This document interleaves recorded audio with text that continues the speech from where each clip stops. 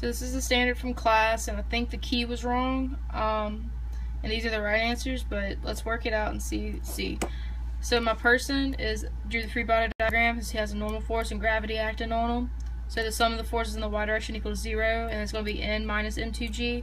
We work it around, and it's going to be n equals m2g. The board, the sum of the forces in the y direction equals 0, so m1 plus n2 minus m1g minus m2g, because those are negative, is n1 plus n2 equals g times m1 plus m2. We can take the g out of these two. The sum of tension equals 0, and this is the tension equals the force times the change in r sine of theta. Since the forces are the sine of 90, if we drew our x and y axis here, then they equal 1, so it really is irrelevant. So we just need the f times change in r. So n1 is at 0, so that's 0.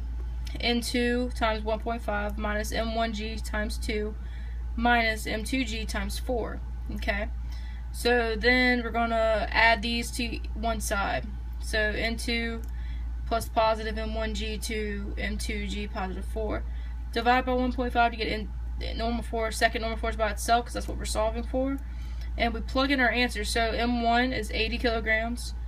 Gravity is 9.8 times 2, which is its thing, plus 35 is second mass, times 9.8 times 4 over 1.5 gives us 1960. And on the key it said that we got 2548 newtons going up. So since if we get 1960 newtons going up, we can plug n2 back into this problem up here, n1 plus n2, subtract n2 from both sides to get n1 by itself, and we come back down here, equals 9.8, which is gravity, times first mass and second mass, minus our n2, which is 1960, and we're going to get n1 is negative 833 newtons going down. I think those are the two right answers. I'm almost 100% sure, but I just wanted to make sure. So that's how you solve for n1 and n2.